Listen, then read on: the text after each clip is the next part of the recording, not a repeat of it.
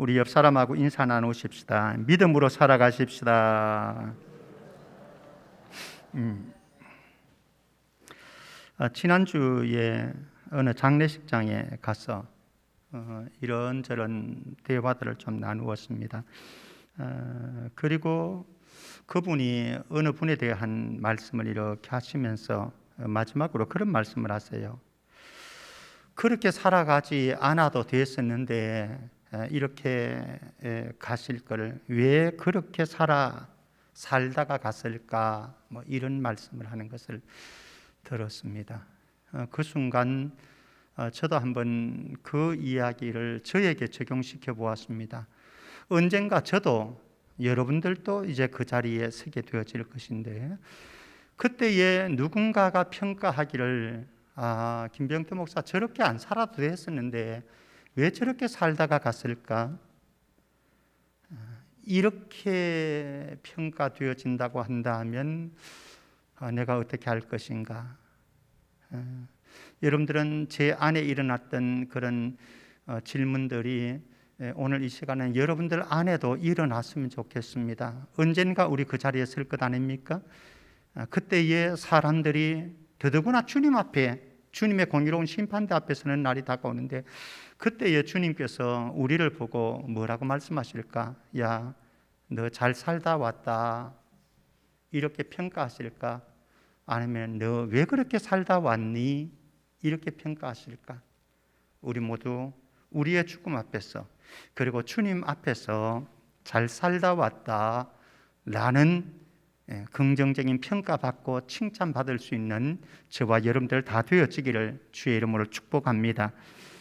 그런데 한편으로 이렇게 생각해 보면요, 내 모습을 이렇게 볼 때에, 나의 삶을 이렇게 볼 때에 그렇게 희망의 불빛이 있는가? 그리고 우리 주변에 이렇게 돌아가는 현상들을 바라볼 때에, 또 정치판에 돌아가는 현상들을 바라볼 때에, 이 민족이 걸어가는 어떤 행보를 이렇게 볼 때에 과연 여기에 희망의 빛이 있을까, 이런 생각을 해봅니다. 그러면 누군가는 이렇게 말할 수도 있습니다. 예, 목사님, 정권만 바뀌어 보십시오. 뭔가 달라질 겁니다. 정말 그럴까? 저는 오히려 우리의 희망의 불빛은 나에게 있지 아니하고요, 우리의 가정 자체에 있지 아니하고, 우리 교회의 모습에 있지 아니하고, 이 민족의 모습에 있지 아니하고, 하나님의 긍휼과 자비로움 밖에는 희망의 불빛이 없다. 그래서 저와 여러분들이 정말로 이 민족을 위해서 기도할 때에, 정치인들을 위해서 기도할 때에 하나님, 이 민족 안에 하나님의 자비와 하나님의 긍휼이 멈추지 않도록 축복해 주옵소서. 그게 희망이니까. 자, 그러면서 내 인생이, 그리고 여러분들의 가정이, 그리고 우리 교회와 이 민족의 운명이 하나님이 기뻐하시는 공동체로 세워질 수 있기 위해서 여호람, 오늘 여호사밧과 여호람 왕에 대해서 우리는 접근하게 되어지는데요, 여호사밧과 여호람을 통해서 주시는 메시지가 우리의 삶을 새롭게 단장하는 그런 새로운 변화의 전기의 기회가, 이 장소가, 이 시간이 되어질 수 있기를 주의 이름으로 축복합니다. 자, 그러면 몇 가지 한번 보겠습니다. 첫 번째, 1절 말씀을 통해서 저는 이렇게 말씀드리고 싶습니다. 불행을 불러오는 씨 뿌림을 경계하라. 불행을 불러오는 씨 뿌림입니다. 1절 말씀 한번 보실래요? 여호사밧이 그의 조상들과 함께 누움에 그의 조상들과 함께 다윗 성에 장사되고 그의 아들 여호람이 대신하여 왕이 되니라, 이렇게 말씀합니다. 여호사밧은 유다의 4대 왕입니다. 4대 왕인데 20장 31절을 보게 되어지면 35세의 왕으로 등극합니다. 그리고 25년 동안 통치를 합니다. 그런데 35세에 등극해서 25년 동안 통치를 하는 그의 평가는 선정을 베풀었다, 이렇게 평가를 합니다. 역대기 기자는 적어도 이런 측면에서 선정을 베풀었죠. 첫 번째는 백성들에게 율법을 가르쳤습니다. 그리고 두 번째는 사법제도를 정비했습니다. 요 사이도 법정의 문제, 감찰, 검사의 이 문제로 시끄럽습니다만은 사법제도를 정비하고, 세 번째는 모압 연합군이 침공했을 때에 신앙적인 방법으로, 영적인 방법으로 전쟁을 승리로 이끌었습니다. 그런 측면에서 볼 때에 25년 동안 통치를 한 요사밧의 평가는 선정을 베푼 왕이었다, 이렇게 평가가 되어지는 거죠. 그런데 우리가 알고 있듯이 우리의 삶을 통해서 고백하고 성경을 통해서 고백하듯이 의인은 없나니 하나도 없노라 라고 하는 말씀처럼 여호사밧도 물론 이렇게 선정을 베푼 왕으로 평가를 받지만 그의 실정도 역시 있다라고 하는 것이죠. 그의 실정 가운데 대표적인 것을 말하라고 한다면 18장 1절 말씀으로 가면은요, 첫 번째 실정은 아합의 가문, 북이스라엘이죠. 북이스라엘의 가장 나쁜 왕을 꽂으라고 한다면은 이 아합 왕 아니겠습니까? 아합 왕을 그렇게 만들었던 이유는 부인 이세벨, 왕비 이세벨이었고요. 그래서 이방신, 그 바알신과 아세라 신을 숭배하도록 만들었던 그런 아합 왕. 아합 왕과 교제하였더라, 정략 결혼한 것에 대해서 말씀을 하고 있습니다. 이것이 그의 가장 큰 실책이었죠. 두 번째, 또 하나는 20장 35절 말씀에 가게 되어지면은 북이스라엘의 왕 아하시야와 교제를 했더라 말씀합니다. 아하시야도 북이스라엘 왕국 가운데 아주 나쁜 왕, 악한 왕으로 소문난 사람이 아하시야 왕이거든요.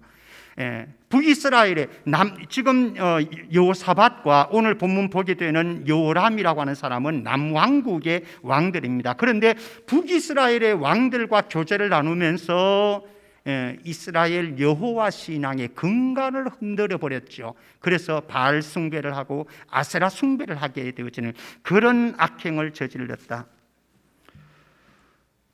제가 말씀드렸듯이 여호사밧은 업적이 참 훌륭한 업적이 많습니다. 선정을 베풀었다라고 역대 기자는 평가를 내립니다. 그럼에도 불구하고 그에게 아합 왕과 그 가문과 정략 결혼을 했던 것과 북이스라엘의 아시아 왕과 교제를 하면서 그 백성들을 우상의 길로 안내한 이것은 이스라엘 유다 왕국의 불행을 가져온 씨앗이었다라고 하는 거예요. 오늘 이제 그 씨앗의 열매가 요람에게서 더 확장되어 가는 것을 보게 되어집니다. 사실 저와 여러분들이 살아가는 동안 우리의 삶 속에서 어떤 사람은 자꾸 불행의 씨를 뿌리는 사람이 있습니다. 자기 인생에 불행의 씨를 뿌리는 사람들이 있어요. 그리고 우리의 가정에 불행의 씨를 뿌리는 사람들이 있습니다. 이 민족 정치인들 가운데도 불행의 씨를 자꾸 뿌리는 사람들이 있어요. 여야 야냐 이거 여러분들이 따지려고 들지는 마시고요. 불행의 씨를 뿌리는 사람들이 있더라고요. 남들은 어떠할지라도 우리 점검해 보십시다. 내가 선 그 자리에서 불행의 씨를 뿌리지 않는 것이 애국의 길이다. 여러분들이 어떤 자리에 있든지 어떤 신분에 있든지 저와 여러분들이 있는 그 자리에서 그 신분 속에서 불행의 씨앗을 뿌리지 않는 것이 이 나라를 사랑하는 첫걸음이다. 그래서 저와 여러분들이 삶 속에서 내 인생을 위해서도 내 가족들을 위해서도 그리고 우리 공동체와 이 사회를 위해서도 불행의 씨를 뿌리지 않고 행복의 씨를 뿌릴 수 있는 우리 모두가 되기를 주의 이름으로 축복합니다. 두 번째, 2절 3절 말씀 배경으로 보면요, 이 여호사밧은요 굉장히 영적인 사람이었고요 지혜로운 사람이었습니다. 그런데 영적이고 지혜로웠는데 하나님 중심적은 아니었다라고 하는 것. 한번 2절 말씀 보겠습니다. 2절 말씀에 여호사밧의 아들 요람의 아우들 아사랴와 여히엘과 스가랴와 아사랴와 미가엘과 스바다는 다 유다 왕 여호사밧의 아들들이었더라. 4대 왕, 유다의 4대 왕 요사밧에게는 7명의 아들들이 있었습니다. 이 아들들의 이름이 모두가 여호와, 하나님이라고 하는 이 이름과 결부가 되어 있어요. 이름 자체가 하나하나 다 소개할 수는 없습니다만 마치 이런 거죠. 제가 저희들 아이들의 이름을 지을 때에 여러 가지 고려사항들을 두었는데 그 가운데 하나가 바로 이름의 뜻인 거죠. 이름의 뜻이 기독교 철학과 정신에 맞게 지으려고 했습니다. 그래서 혜린이 은혜해자 이웃린자, 은혜로운 이웃이 되어져라. 이웃사랑의 그 법칙 속에서 누구에든지 은혜로운 이웃을, 은혜를 끼치는 이웃이 되어져라 라고 하면서 이제 혜린이라고 하는 이름을 지었고, 세린이도 세상 세자거든요. 세상에 좋은 이웃이 되어라 라고 하는 의미에서 세린이라고 하는 이름을 지었어요. 그리고 형규는 규자 돌림인데 별규자입니다. 이제 돌림자를 따서 저는 지어 주었는데요. 형통할 형자에서 형통한 별이 되어져라. 어떻게 하는 게 형통하겠습니까? 하나님의 축복권 안에 있는 형통한 별이 되어져서 그 별을 통해서 주변 사람들에게 비추어 주어라. 기독교 정신을, 철학을 담아서 저는 아이들 새 이름을 지었었습니다. 그랬듯이 요사밧은 자기 아들의 7 아들의 이름을 지으면서 다 여호와라고 하는 하나님의 이름과 결부된 이름을 지었습니다. 무엇을 말씀하려고 하는가 하면은 요사밧은 이 정도로 자기 자신의 아들들의 이름을 짓는데도 신앙 중심적으로 지으려고 했을 정도로 영적인 사람이었고 신앙적인 사람이었다라고 하는 겁니다. 첫 번째, 요사밧은 영적인 사람이었다, 왕이었다. 두 번째, 우리 3절 말씀 한번 보시겠습니까? 3절 말씀, 3절 보겠습니다. 그의 아버지가 그들이라고 하는 것은 다른 형제들입니다. 요람을 제외한 다른 형제들, 그들에게는 은금과 보물과 유다 견고한 성읍들을 선물로 후히 주었고 여호람은 장자임으로 왕위를 주었다, 이렇게 말씀을 합니다. 여기 보면은 아주 아버지가 지혜롭게 지금 처신을 하고 있습니다. 사실은 궁중에서 이 왕권을 둘러싸고 형제들이 또 친족들이 전쟁을 하고 싸움을 하는 건 우리는 흔히 볼 수 있는 현상입니다. 요사밧은 그것을 막으려고 했던 거죠. 그래서 6 아들들에게는 은, 금, 보물 후히 주었다 말씀합니다. 그리고 견고한 성읍들, 지방에 있는 성읍들을 이들에게 주어서 그 성읍들을 다스릴 수 있도록 만들어 준 거죠. 왜? 형제 싸움하지 않도록. 그리고는 장자인 요람에게는 3절 마지막 부분은 요람은 장자임으로 왕위를 주었더라. 사실 저와 여러분들이 살아갈 때도요, 이 두 가지가 굉장히 중요합니다. 하나는 영적으로 하나님 앞에 바로 살아가는 것, 신앙적으로 바로 살아가는 것, 매우 중요한 거죠. 두 번째는 이 세상을 살아갈 때 저와 여러분들은 굉장히 지혜로워야 합니다. 지혜로우면 문제를 풀 수도 있고요, 악을, 해를 피할 수도 있습니다. 그런데 어리석음은 오히려 해를 불러오는 거죠. 그래서 여기에 보면 신앙적이고 지혜로운 처방도 했는데, 근데 문제가 있어요. 무엇인가 하면 이게 하나님 중심적으로 하나님의 뜻에 서 있지 못했다라고 하는 것, 다음 대지로 이제 제가 말씀드려가려고 하는데요. 사실 저와 여러분들이 살아가면서도 그런 경우들 많습니다. 나는 신앙적으로 살고 또 영적으로 살아간다라고 생각을 하는데요, 그것이 하나님 중심에 서 있지 못할 때가 있습니다. 신앙적으로 살아간다고 그러니까요. 그리고 교회를 위한다라고 한다니까요. 그런데 하나님의 뜻과는 하나님 중심에 서 있지 않을 수도 있고, 그리고 저와 여러분들이 세상을 굉장히 지혜롭게 살아간다라고 생각을 하는데 사실은 하나님 중심이 아닌 경우도 꽤 많이 있다라고 하는 거죠. 이 부분에서는 조금 더 우리가 민감할 필요성이 있는 거죠. 자, 그러면은 그가 하나님 중심이 아니었다. 영적인 사람은 맞았지만은, 그리고 지혜로운 사람은 맞았지만은 하나님 중심적이 아니었다라고 하는 부분이 도대체 무엇을 말씀하는가? 세 번째로 제가 말씀드리려고 하는 부분입니다. 영적인 처방을 하지 못했다라고 하는 것. 영적인 처방을 하지 못했고, 그리고 또 하나는 영적인 유산을 물려주지 못했다라고 하는 것. 자, 그러면 영적인 처방을 하지 못했다라고 하는 것은 도대체 무슨 말이냐? 여호사밧은 왕위를 이양해 줄 때요, 유다 왕입니다. 유다 왕은 하나님의 어떤 다윗의 언약 속에서 형성되어 가는 이 민족이거든요. 북이스라엘 왕국과는 달라요. 남쪽 유다 왕국은. 그렇다고 한다면은 왕위를 이양할 때에 영적인 방법으로 풀어가야 된다라고 하는 것이죠. 그런데 고대 근동에는, 우리나라도 그렇습니다. 우리나라도 장자가 가지게 되는 어떤 특권들이 많잖아요. 고대 근동 사회는 더 심했습니다. 그래서 왕위는 당연히 장자 세습인 거죠. 장자 세습인 거죠. 우리의 가정에 유산 물려줄 때도 그렇지 않습니까? 장자에게 많은 유산을 물려주는 것이 성경에도 나오는 그런 고대 근동 사회의 풍습이었습니다. 그런데 하나님께서 원하시는 왕위 계승이라고 하는 것은요, 왕위 이양이라고 하는 것은 장자이기 때문에 세습을 해주는 게 아니에요. 이건 하나님께서 원하시는 건 아니에요.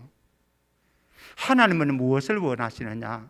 하나님이 원하는 사람이어야 되고요, 하나님께서 지명하는 사람이어야 됩니다.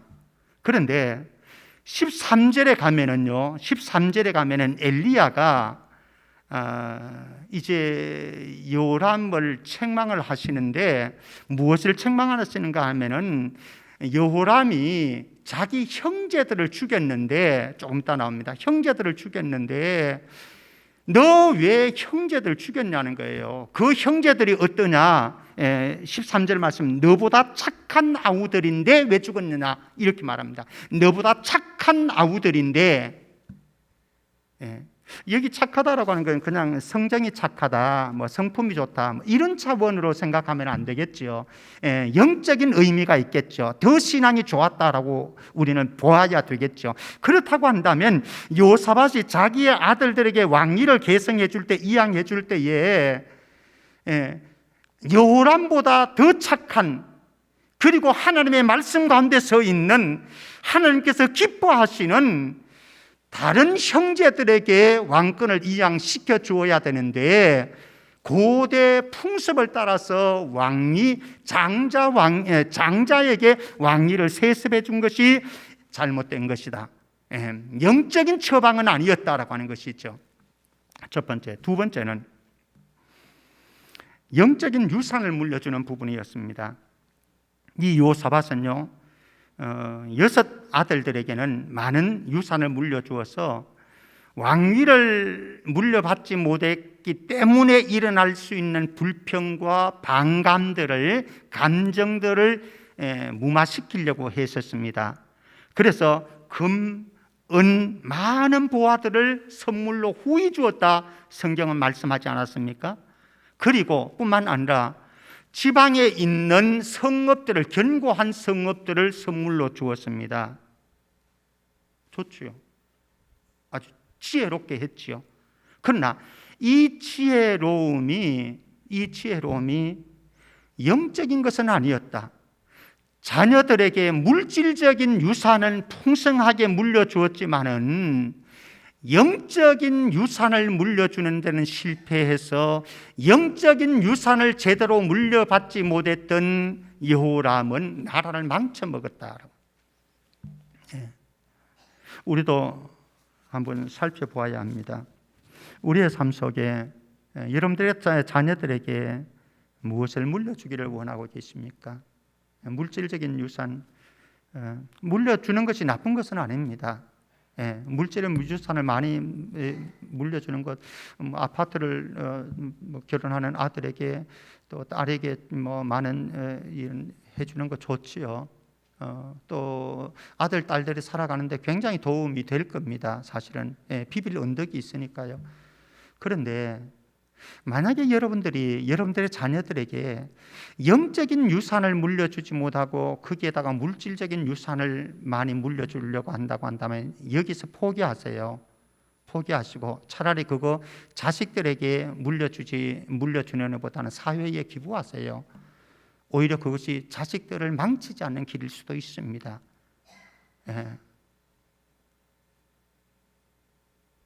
물질 유산 물려주지 말라고 하는 말씀이 아닙니다.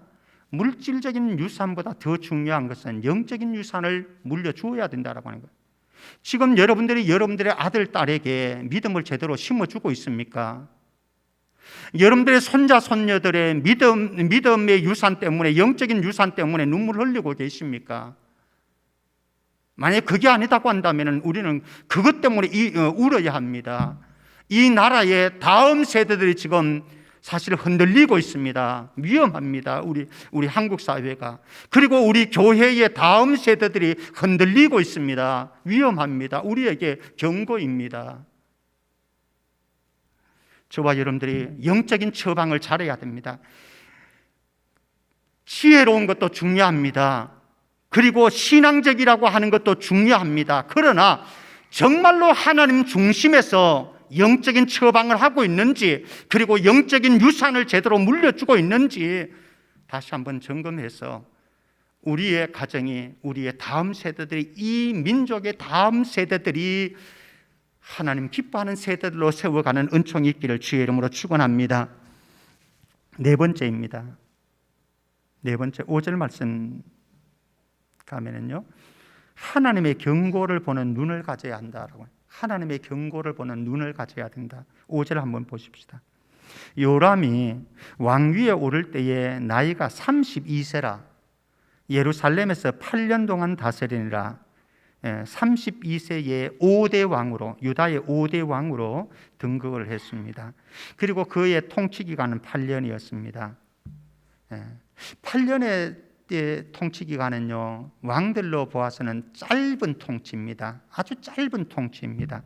그런데 이 짧은 8년의 통치에 대한 평가는 8년 동안 악정만 베푼 왕이 요람 왕이었습니다. 악정만 베풀었습니다. 그러니까 하나님이 경고를 주었습니다. 하나님이 경고를 주었어요. 엘리야 선지자를 통해 가지고 그가 요람이 죽기 2년 전에, 그러니까 통치 6년이죠. 통치한 6년 때에 하나님께서 엘리야를 보내 가지고 15절 말씀에 보면은 창자가 터져 나와서 죽을 중병에 걸릴 것이라고 예고를 해 주었습니다. 경고를 해 주었어요. 그런데 여호람은 돌이키지 않았어요. 회개하지 않았어요. 정신 차리지 않았어요. 끝까지 고집하면서 가니까 19절 말씀에 가면은 결국은 심한 중병으로 창자가 터져 나와서 죽었습니다. 그리고 20절 말씀에 가면은 아끼는 자 없이 세상을 떠났더라. 장례식장인데 울어주는 사람 없고 눈물을 흘리는 사람 없고 잘 갔다, 이렇게 되는 거예요. 잘 살지를 못하니까 개인적인, 민족적인, 가면서도 이런 울어주는 사람 없고 아끼는 사람 없이 눈을 감아야 되는 그런 지경이 되어졌습니다. 하나님이 말씀하셨거든요. 경고를 주었거든요. 엘리야를 통해서 통치 6년 차에, 사실 통치 6년까지도 많이 참아주었잖아요. 하나님께서 그 정도 참아주었으면 좋지. 기다리다가 안 되니까 하나님께서 엘리야를 보내가지고 경고를 했거든요. 너 그렇게 계속하면은 너 심한 중병이 걸린다. 창자가 터져 나와서 죽는다. 그래도 안 돌이키니까 결국은 하나님께서, 요람이라고 하는 이름은요, 여호와라고 하는 이름과 그리고 룸이라고 하는 것은 일으키다라고 하는 뜻이 있어요. 룸이라고 하는 단어가 합성되어서 여호람이라고 하는 이름이 나옵니다. 그러면은 이것을 합하게 되어지면은 여호와께서 일으키신다. 이게 여호람의 이름입니다. 여호람의 이름. 예. 만약에 경고를 주었을 때에 그가 깨닫고 돌이켜서 하나님께로 돌아와서 선정을 베풀기 시작했다고 한다면 그 다음에 하나님께서 일으켜 주셨을 거예요. 그의 이름처럼 일으켜 주셨을 거예요. 그런데 하나님께서 엘리야 선지자를 통해서도 경고를 하신데도 불구하고 그가 돌이키지 않고 끝까지 고집하면서 자기 길을 가니까 이제는 더 이상 여호와께서 일으켜 줄 수가 없는 거죠. 사랑하는 성도 여러분, 저와 여러분들도 그래야 합니다. 사실 저도 그렇고 여러분들도 그렇고 우리가 때로는 영적으로 산다고 하지만 신앙적으로 산다고 하지만은 그리고 한편으로는 지혜롭게 산다고 하지만은 그리고 우리의 지혜를 다른 사람의 지혜보다 낫다고 판단해서 다른 사람에게 질책하기도 하지만은 사실은 저도 부족하고 여러분들도 부족하고 늘 그런 거예요. 그럴 때마다 하나님께서는 다양한 방식으로 우리에게 경고의 말씀을 주실 거예요. 우리에게 주시거든요. 그게 남편이 될 수도 있고 아내를 통해서도 될 수 있고 자식을 통해서도 될 수 있고 주의 종들을 통해서도 될 수 있고 여러분들 큐티하면서 말씀을 통해서도 경고를 주시거든요. 그때에 빨리 주님의 말씀 앞에 경고 앞에 무릎 꿇고 돌이켜서 여호와께서 일으키시는 은혜 속에 살아갈 수 있기를 주의 이름으로 축복합니다. 5번째입니다. 4절 가보십시다. 4절 같이 한번 읽어볼까요? 시작. 여호람이 그의 아버지의 왕국을 다스리게 되어 세력을 얻은 후에 그의 모든 아우들과 이스라엘 방백들 중 몇 사람을 칼로 죽였더라. 여호람의 악행 가운데 더 큰 것은 사실 6절 말씀입니다만은 5절 말씀에서도 여호람이 하나님에게 두들겨 맞을 수밖에 없게 만든 원인이 있어요. 무엇인가 하면은 요람은 왕권이 견고하게 되었습니다. 그러자 정치적인 적을 위협을 가하는 정치적인 적을 제거합니다. 2가지로 제거합니다. 첫 번째는 아우들을 제거합니다. 아우들.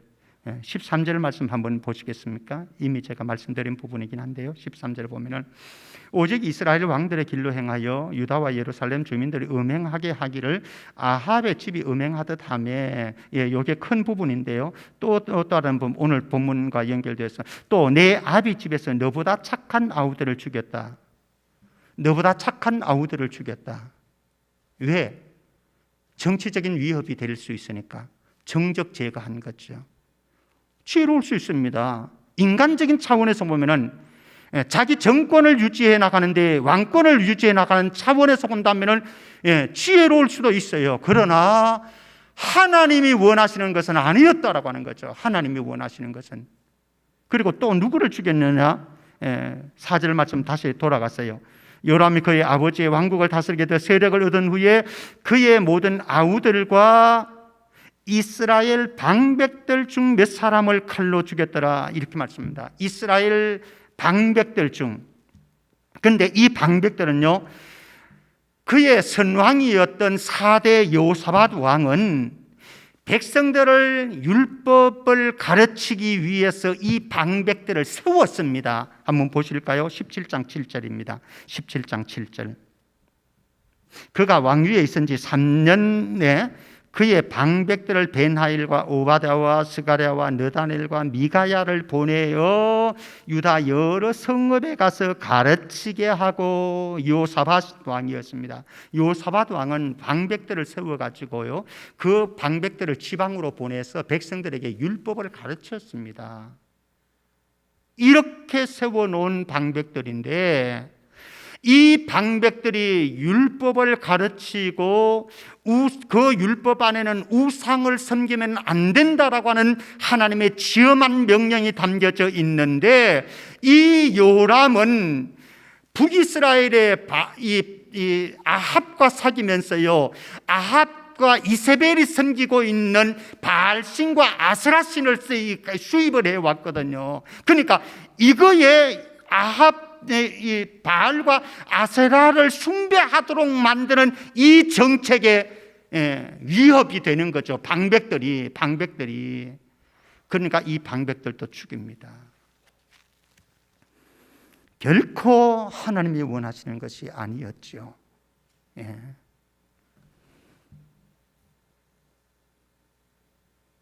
인간적인 차원에서 보면요, 반란의 싹이 될 수 있는 것을 제거했고, 그리고 자신이 펼치고 있는 종교 정책에 반하는 세력들을 죽였습니다.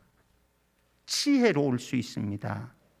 그런데 하나님이 원하는 것은 아니었다. 예수님 말씀하시죠.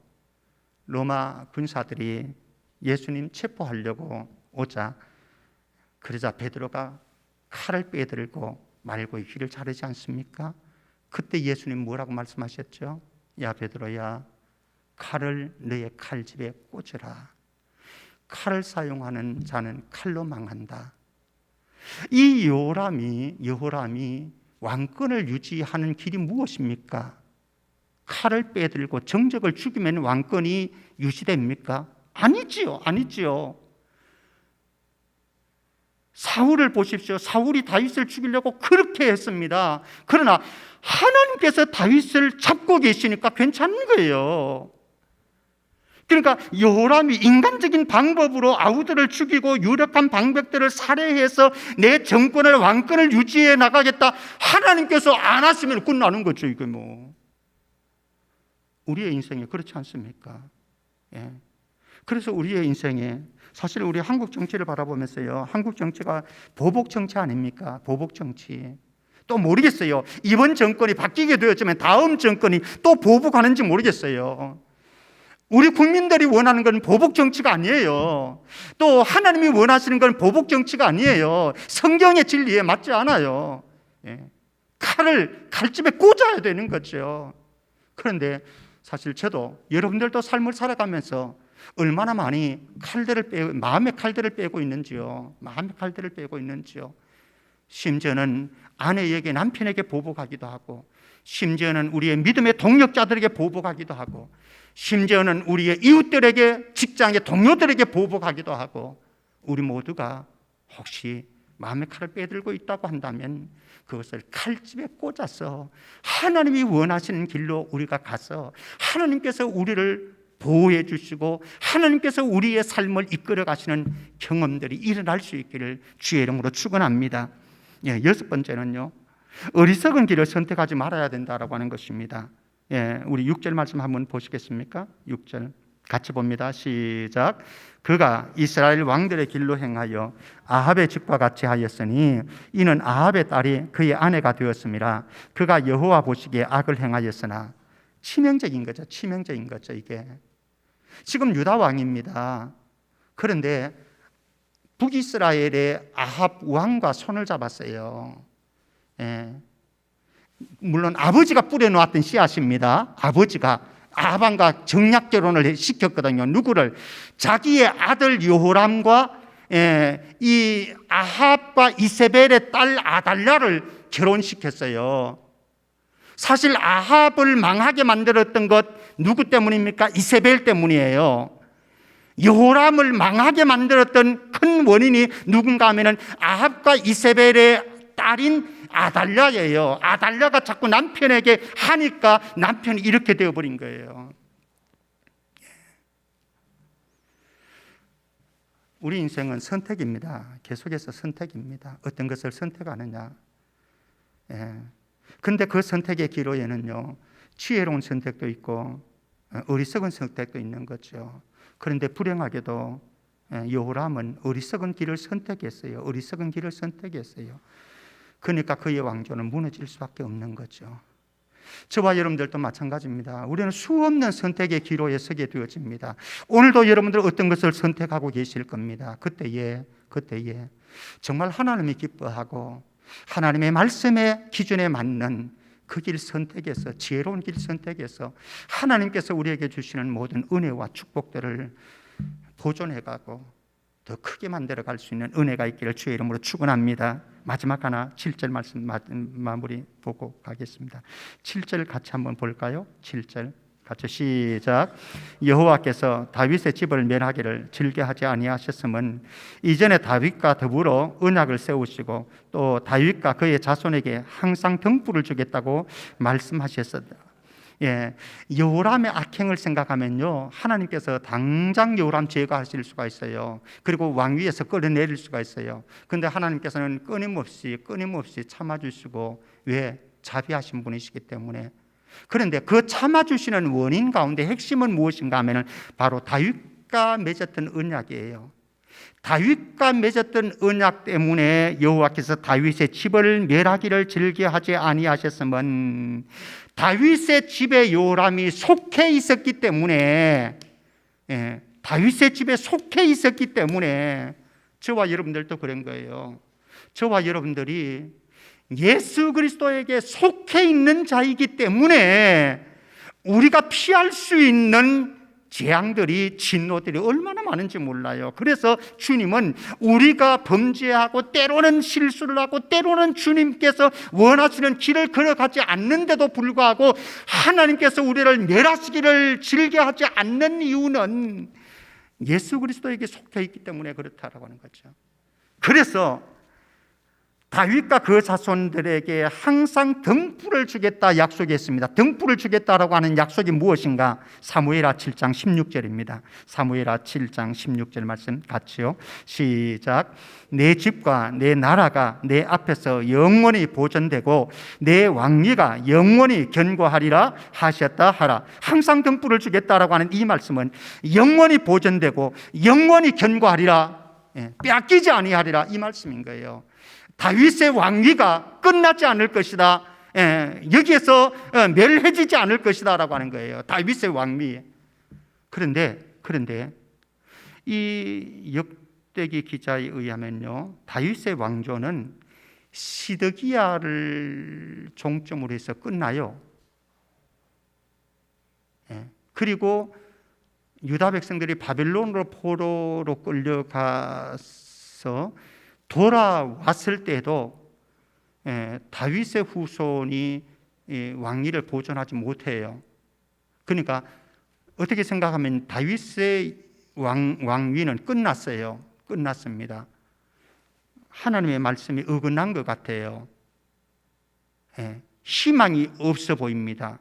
그런데 희망이 없어 보이는 그 상황 속에서도 하나님은 언약의 말씀을 계속해서 성취시켜 가는데 누구를 통해서 이루어지느냐? 마태복음 1장 1절입니다. 마태복음 1장 1절. 아브라함과 다윗의 자손 예수 그리스도의 계보라. 예수님이 다윗의 후손으로 와서 그 나라를 영원히 보존하고 그 왕위를 계승하는 거잖아요. 희망이 없는 것 같았습니다. 그런데 하나님의 언약의 말씀은 계속해서 하나님의 신실하신 속에서 이루어져 가고 있습니다. 저와 여러분들의 인생에 정말로 희망은 어디에 있다고 생각하십니까? 대통령에게 있다고 생각하십니까? 국회의원들에게 있다고 생각하십니까? 아니, 나의 선함과 나의 의로움에 있다고 생각하십니까? 여러분들이 선하기 때문에, 여러분들이 의롭기 때문에, 내가 하나님의 말씀 잘 따라가기 때문에, 아니 어쩌면은 내가 열심히 노력하기 때문에, 아니 어쩌면은 내가 열정적으로 일하기 때문에, 그래서 내 인생에는 아직 희망이 있어, 우리 가정은 희망이 있어, 우리 교회는 이민족은 희망이 있어 생각하십니까? 아니다라고 하는 거예요. 아니다라고 하는 거예요. 착각하지를 말아야 됩니다. 사실 저와 여러분들이 잘못 안 하기보다, 실수 안 하기보다 더 중요한 것은 무엇인지 아십니까? 실수하고 잘못하더라도 하나님께서 나에게 보여주시는 그 나 자신의 모습을, 잘못하고 있는 나를 볼 수 있는 영적인 눈이에요. 잘못하고 있는 나를 보고, 그리고 하나님께로 돌아가면은, 깨닫고 하나님께로 돌아가면 하나님은 긍휼과 자비의 옷으로 긍휼과 자비의 옷으로 저와 여러분들을 덮어주시는 거예요. 그래서 거기에 희망이 있는 거예요. 거기에 우리의 가정에서 끊임없이 아픈 일도, 고통스러운 일들도, 주님께서 원하시지 않는 일들도, 여러분들 부부싸움 하잖아요. 하나님 원하시지 않는데도 불구하고 여전히 우리의 가정에 희망을 말할 수 있는 것은, 이 정치사를 보게 되어지면 보복 정치로 물들고 있는 이 정치에 무슨 희망이 있어요? 희망이 없다고 말할 수 있는 이 상황 속에서 우리의 희망은 무엇입니까? 하나님께서 우리 가정을, 그리고 우리 교회를, 이 민족을 긍휼과 자비의 옷으로 덧입혀주고 십자가의 보혈로 덮어주는 은혜가 있기 때문에 희망이 있는 거예요. 저와 여러분들 모두가 하나님의 자비와 긍휼의 옷을 입고 하나님의 은혜 안에 살아가는 복된 가정들, 복된 교회, 복된 이민족 되어지기를 주의 이름으로 축원합니다. 하나님 아버지 은혜 감사합니다. 나의 선함이, 나의 의로움이, 나의 열심이 희망의 근거는 절대로 될 수 없습니다.